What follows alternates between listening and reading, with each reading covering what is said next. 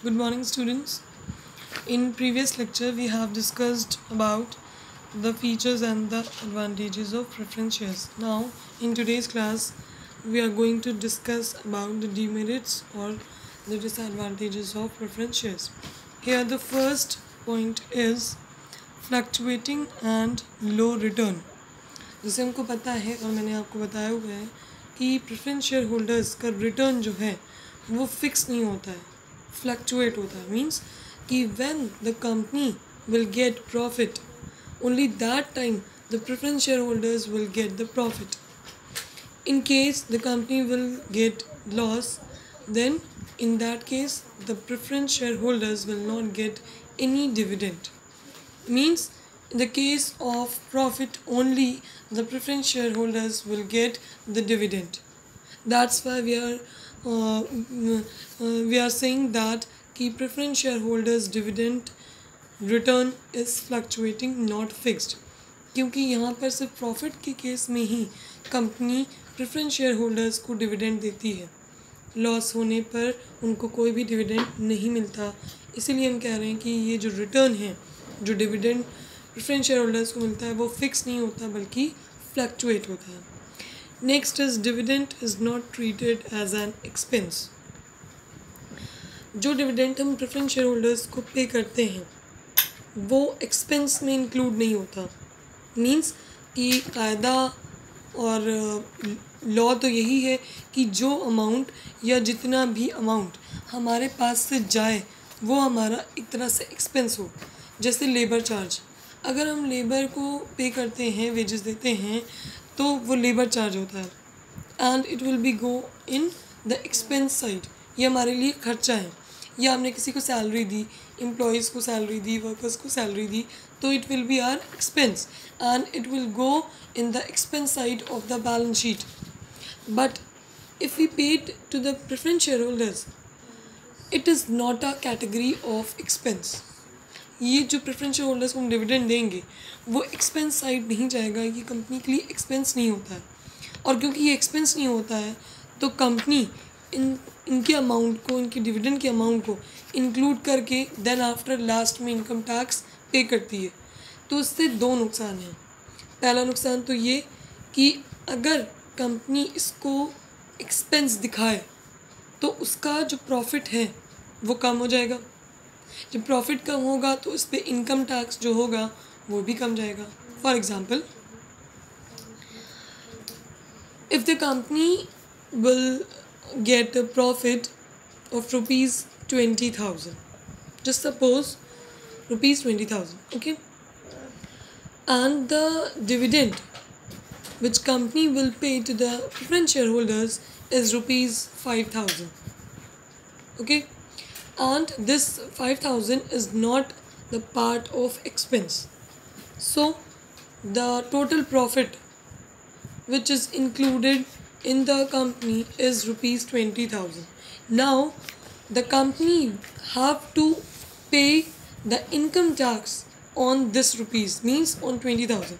If this expense, if this amount of ₹5,000 will go in the expense side, then the company will have only ₹15,000, and then the company will pay the income tax of ₹15,000. कहने का मतलब ये कि अगर company ने ₹20,000 का profit earn किया और ₹5,000 उसको उसने प्रेफरेंस शेयर होल्डर्स को एज अ डिविडेंड दे दिया, तो ये डिविडेंड जो हम प्रेफरेंस शेयर होल्डर्स को पे कर रहे हैं ये हमारा एक्सपेंस तो है नहीं. क्योंकि अभी ये चीज़, ये पॉइंट पे हम समझ रहे हैं कि जो प्रेफरेंस शेयर होल्डर्स को हम डिविडेंड देते हैं वो एक्सपेंस में नहीं जाता. तो वो टोटल अमाउंट जो अर्न किया है कंपनी ने, मीन्स 20,000, वो पूरे अमाउंट पे उसको इनकम टैक्स पे करना होगा. लेकिन अगर ये अमाउंट 5,000 का अमाउंट जो वो डिविडेंड प्रेफरेंस शेयर होल्डर को देता, अगर वो एक्सपेंस साइड चला जाता तो हमारी अर्निंग, हमारी प्रॉफिट का पोर्शन 15,000 हो जाता. अब इस 15,000 पे हमको इनकम टैक्स पे करना होता, तो जो इनकम टैक्स हम पे करते वो भी कम होता. लेकिन जितनी हमारी अर्निंग ज़्यादा होगी, इतना तो आपको शायद पता ही होगा कि जितनी हमारे प्रॉफिट या अर्निंग ज़्यादा होती है उससे उतना ही हम इनकम टैक्स भी पे करते हैं. Higher the profit, higher will be the income tax. Low the profit और low the income, lower will be the income tax amount. जितना प्रॉफिट ज़्यादा उतना ही इनकम टैक्स का अमाउंट भी ज़्यादा. जितनी इनकम कम उतना ही इनकम टैक्स का मनी भी कम. इसीलिए इसको कहते हैं, इसीलिए ये पॉइंट हमारा डीमेरिट्स में कि प्रेफरेंस शेयर होल्डर्स का डिविडेंड जो है वो एक्सपेंस साइड नहीं जाता और उस पूरे अमाउंट पे कंपनी को इनकम टैक्स पे करना होता है. Next is no voting rights. No voting rights हमने आपको पहले भी बताया हुआ है कि equity share holders are the real owners of the company and equity share holders have only the voting rights, not the preference share holders. तो preference share holders के पास, हमारे पास वोटिंग राइट्स नहीं होते कि बिजनेस में डिसीजन मेकिंग है या वोट मेकिंग है तो हम उसमें वोट कर पाएँ या उसमें इंक्लूड हो पाएँ. ये राइट सिर्फ इक्विटी शेयर होल्डर्स का होता है. Next is fixed obligation. Fixed obligation means कि ये कंपनी के पॉइंट ऑफ व्यू से डिमेरिट दे रहे हैं कि कंपनी में अगर लॉस भी होता है तो प्रेफरेंस शेयर होल्डर्स का जो रेट ऑफ डिविडेंड है वो फिक्स होता है. प्रॉफिट होगा तो उनका एक अमाउंट फिक्स है, उतना कंपनी को डिविडेंड पे करना ही करना है. मान लीजिए प्रॉफिट एक मीडियम लेवल का, एक एवरेज लेवल का प्रॉफिट हुआ, लेकिन उसमें से भी हमको प्रेफरेंस शेयर होल्डर्स को एक फ़िक्स्ड अमाउंट, एक फ़िक्स्ड डिविडेंड पे करना है. तो ये प्रॉब्लम होती है थोड़ा सा कंपनी के लिए. ओके, इसको आप दूसरे तरीके से ये भी लिख सकते हैं कि कंपनी में अगर हायर प्रॉफिट हुआ तो प्रेफरेंस शेयर होल्डर्स को जो रेट फिक्स है उसी रेट से मिलेगा. ऐसा ये नहीं है कि जितना हायर प्रॉफिट हुआ तो जो भी बचा हुआ वो सब प्रेफरेंस को मिल जाए. इनका रेट ऑफ डिविडेंड फिक्स होता है, तो कितना भी हाई अमाउंट या हायर प्रॉफिट कंपनी ने अर्न किया हो, इनका रेट ऑफ जितना है उतना ही मिलेगा. और जो बचा हुआ मेन प्रॉफिट है, जो मेन पार्ट है, वो इक्विटी को जाएगा. ओके, तो ये थे हमारे demerits of preference share holders. Now the next topic is the difference between equity shares and preference shares. शायद मैंने आपको ये रीड करने के लिए भी बुक से कहा था, पता नहीं आप लोगों ने रीड किया या नहीं. चलिए डिस्कस करते हैं the difference between equity shares and preference shares. We have already discussed both of these. Equity और प्रेफरेंस को फीचर्स, मेरिट्स, डीमेरिट्स हम ऑलरेडी डिस्कस कर चुके हैं. अब इसका डिफरेंस देख लेते हैं. The first point of difference is face value. Equity shares की जो फेस वैल्यू होती है वो जनरली लो होती है और प्रेफरेंस शेयर्स की जो फेस वैल्यू होती है वो जनरली हाई होती है. फेस वैल्यू पता नहीं आप लोगों को पता है या नहीं. अकाउंट्स में फेस वैल्यू शायद आपको सर ने बताया हो. अगर कोई कहता है ₹2000 शेयर्स, 2000 शेयर्स कंपनी ने सब्सक्राइब किया है. 2000 शेयर्स हैं जिसको कंपनी ने सब्सक्राइब किया है for the public. 2000 shares at ₹10 each. अब ये जो बोल रहे हैं ₹10 each, this is the face value. तो वही कह रहा है कि इक्विटी शेयर में जो शेयर्स की फेस वैल्यू होती है वो इक्विटी शेयर की कम होती है और प्रेफरेंस शेयर्स की फेस वैल्यू ज़्यादा होती है. इसका अगर 6 है तो इसका 10 होगा. ठीक. Next is dividend. डिविडेंड जैसे आपको पता हुआ है कि इक्विटी शेयर्स में डिविडेंड इक्विटी शेयर होल्डर्स को कब मिलता है? After paying all the dividend to all the share holders. जब सारे सारे जो ड्यूज़ होते हैं, सारे डिविडेंड सबको पे करने के बाद अगर बचा तो इक्विटी शेयर होल्डर्स को मिलता है, अदरवाइज़ नहीं. प्रेफरेंस शेयर होल्डर्स का क्योंकि रेट ऑफ डिविडेंड फिक्स होता है तो कंपनी में जब भी प्रॉफिट होगा तो प्रेफरेंस शेयर होल्डर्स को फिक्स रेट ऑफ डिविडेंड इनको मिलेगा. Voting rights equity share holders के पास कंपनी की वोटिंग राइट्स होते हैं और प्रेफरेंस शेयर होल्डर्स के पास वोटिंग राइट्स नहीं होते हैं. अट्रैक्शन. इक्विटी शेयर होल्डर्स ज़्यादा से ज़्यादा बोल्ड और एडवेंचरस इन्वेस्टर्स को अट्रैक्ट करते हैं और प्रेफरेंस शेयर होल्डर्स ऐसे कुछ इस टाइप के इन्वेस्टर्स को अट्रैक्ट नहीं कर पाते. कॉशियस एंड कंजर्वेटिव इन्वेस्टर्स इसमें होते हैं. क्यों? क्योंकि जो इन्वेस्टर्स इक्विटी शेयर होल्डर्स पे करेंगे उनको पता है कि जब भी हाई प्रॉफिट होगा तो डिबेंचर होल्डर को जाएगा fix rate of interest, preference share holders को जाएगा फिक्स रेट ऑफ डिविडेंड। अब जो बचा हुआ है मेन हिस्सा वो आएगा इक्विटी के पास, और इक्विटी रियल ओनर्स भी होते हैं। तो इस वजह से ये जो एडवेंचरस इन्वेस्टर्स होते हैं या बोल्ड इन्वेस्टर्स उनको अट्रैक्ट करता है, और इसमें जो कंजर्वेटिव माइंड के या कंजर्वेटिव इन्वेस्टर्स होते हैं प्रेफरेंस शेयर्स उनको अट्रैक्ट करता है। Next is risk.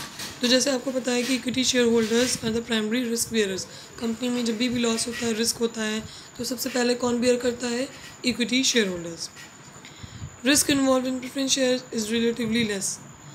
Equity risk और लॉस सबसे पहले बियर करने वाला इक्विटी शेयर होल्डर्स है।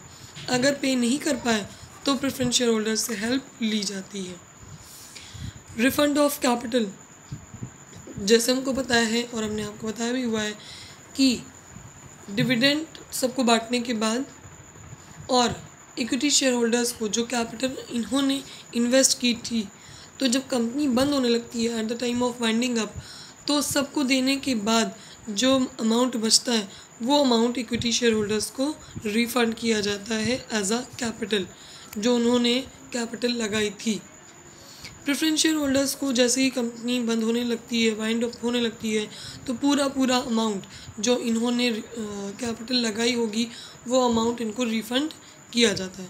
और इनको कब मिलता है? जब सबको पे करने के बाद बचता है। तो रिडेम्पशन, अगर रिडेम्पशन की हम बात करें तो इक्विटी शेयर्स को हम रिडीम कर सकते हैं, पे बैक कर सकते हैं, लेकिन प्रेफरेंस शेयर्स को हम या तो एक्सपायरी पे और या तो फिक्स पीरियड ऑफ टाइम होने के बाद ही रिडीम कर सकते हैं, वो भी कंपनी के ऑप्शंस पे।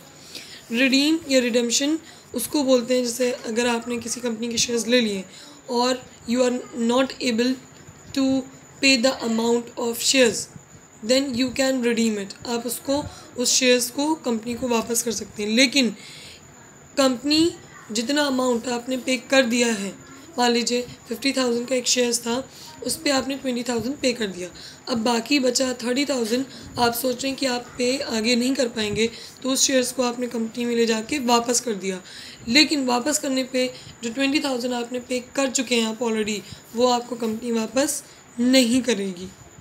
तो इक्विटी शेयर होल्डर्स को आप रिडीम नहीं कर सकते। प्रेफरेंस शेयर होल्डर्स को एक्सपायरी या फिक्स पीरियड ऑफ टाइम, जो टाइम एक पर्टिकुलर होता है मैच्योरिटी, उसके बाद आप रिडीम कर सकते हैं। मतलब आपने पॉलिसी शेयर्स ले लिया तो आप उसको रिडीम कर सकते हैं। शेयर का अमाउंट अगर नहीं पे कर पा रहे हैं तो वापस उसको कर सकते हैं, लेकिन इक्विटी शेयर्स को एक बार आपने ले लिया तो you have to pay the amount, you have to pay the money of the shares. Okay, so these are the difference between equity and preference. ये मोस्ट इंपॉर्टेंट डिफरेंस है, इसको एक बार ज़रूर से ज़रूर रीड कर लीजिएगा, अक्सर एग्ज़ाम में आता है। और कोई और पॉइंट मिलते हैं तो उसको भी हम डिस्कस करेंगे। तो देखिए, सबसे फर्स्ट हमारा जो था sources of raising finance, owner's fund. अभी हम ओनर्स फंड की हम बात कर रहे हैं, इसी को डिस्कस कर रहे हैं। तो हमारा था इक्विटी शेयर, इसको हम डिस्कस कर चुके। सेकेंड है प्रेफरेंस शेयर, इसको भी डिस्कस कर चुके। थर्ड है हमारा retained earning. Now we are going to discuss about the retained profit या रिटेन्ड अर्निंग्स। तो रिटेन अर्निंग्स के बारे में ऑलरेडी हम आपको बता चुके हैं कि जो एक्यूमुलेटेड प्रॉफिट होता है, जो बची हुई अर्निंग्स रहती है हमारी सेविंग्स की, उसको जब हम बिजनेस में इन्वेस्ट करते हैं तो उसको कहते हैं हम retained earnings. Now see, retain earnings या retain profits are also known as plugging back of profit. Retain earnings self financing और इंटरनल फाइनेंसिंग, रिजर्व्स और सरप्लस। रिटेन प्रॉफिट्स को retained earning, plugging back of profit, internal financing, reserve या surplus भी कहते हैं। Retained earning refers to undistributed profits after payment of dividend and taxes. It provides the basis of expansion and growth of companies.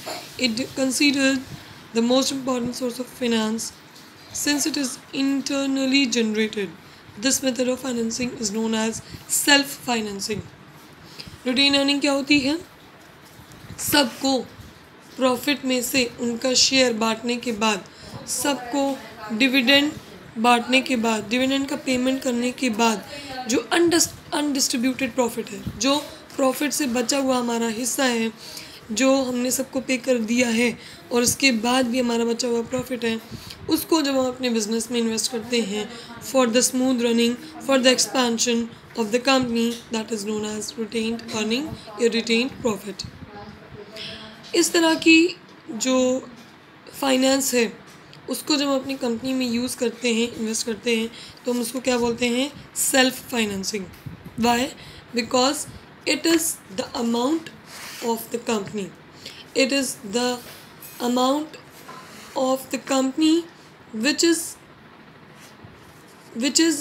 saved and which is left after paying all the dividends and interest. क्यों? क्योंकि ये company का ही पैसा है जो कि dividend और interest को देने के बाद बचा है, इसीलिए इसको हम क्या बोलते हैं? Self financing. रिटेन्ड अर्निंग का जो अमाउंट होता है जब हम उसको बिजनेस में इन्वेस्ट करते हैं, तो इस मेथड को हम क्या बोलते हैं? Self financing. Okay, now see the features of retained earnings. First is question of security.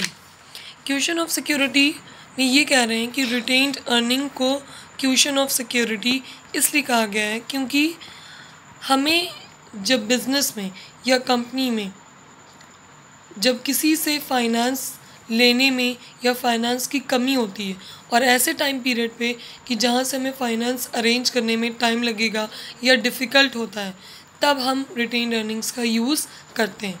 तो कहने का मतलब है रिटेन्ड अर्निंग हमारे एडवर्सिटी या एक सपोर्ट का काम करती है। उस टाइम पीरियड पे जब फाइनेंस या लोन लेने में टाइम है या फाइनेंस को अरेंज करने में हमें टाइम लगता है किसी दूसरे सोर्सेज से, तब ये हमारे रिटेन अर्निंग्स काम आती है। इसीलिए हम इसे बोलते हैं क्वेश्चन ऑफ सिक्योरिटी। बुरे वक्त में काम आना, एक तरह से जो कहावत है कि बुरे वक्त में काम आई, या कंपनी को जब ज़रूरत होती है, मेन जो अदर फाइनेंस सोर्सेज हैं हमारे, उनको अरेंज करने में टाइम होता है, तब हमारी ये रिटेन अर्निंग्स काम आती है। Next is funds for new and innovative projects.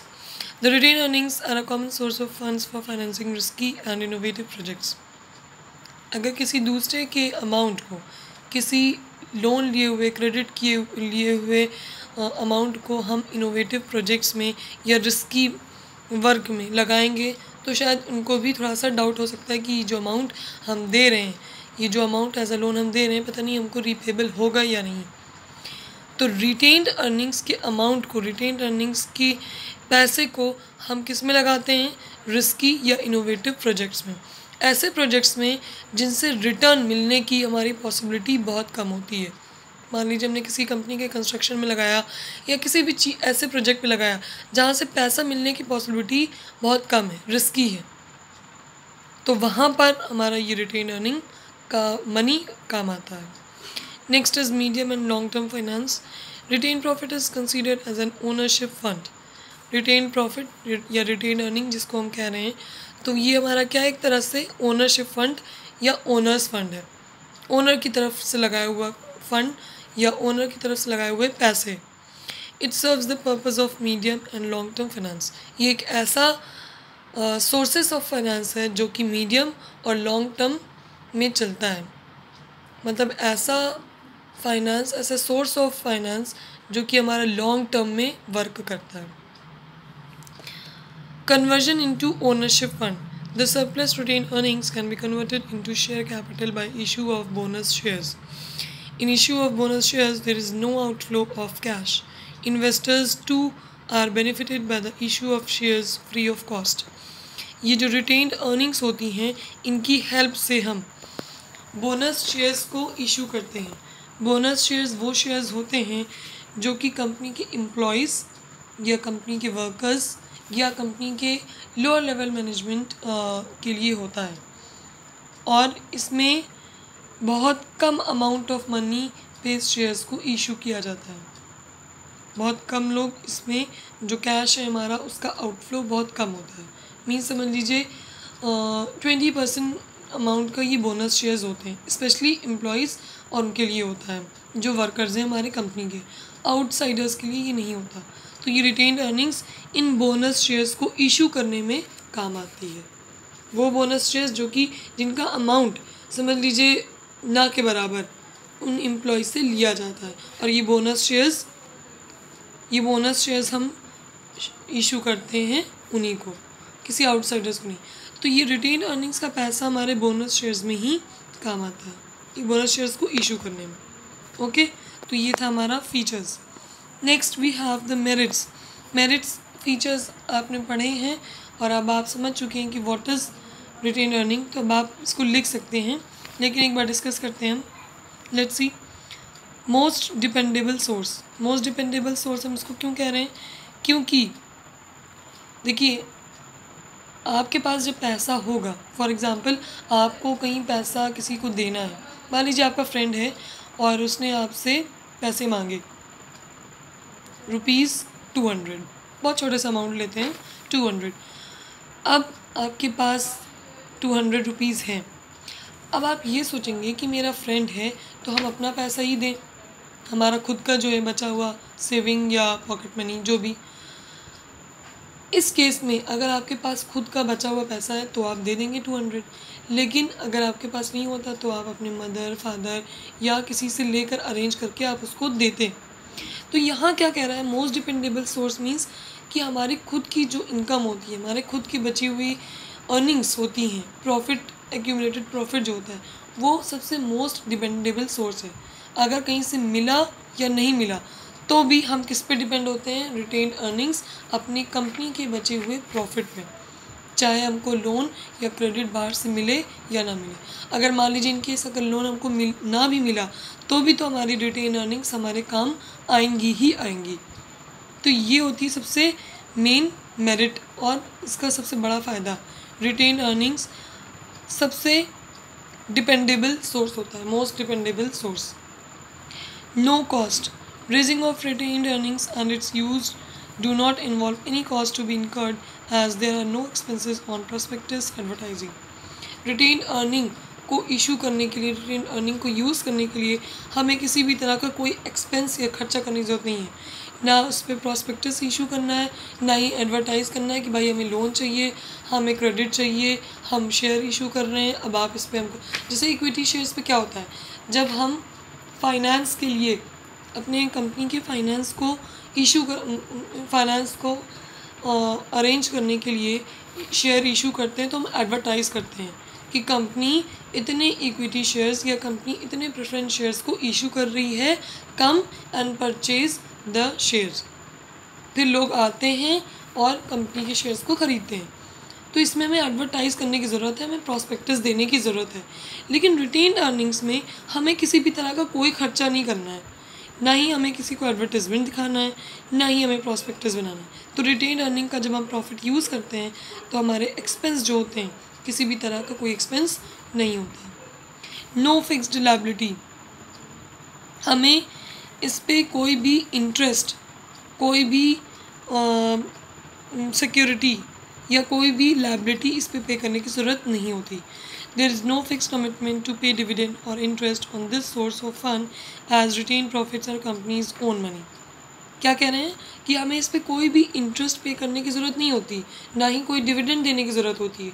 जैसे इक्विटी शेयर्स होते हैं, उन्होंने अपना पैसा लगाया और कंपनी को मनी दिया, अब क्या करना है, प्रेफरेंस शेयर होल्डर्स को हमें डिविडेंड देना है, या डिबेंचर कर लिया है तो डिबेंचर होल्डर को हमें इंटरेस्ट पे करना है।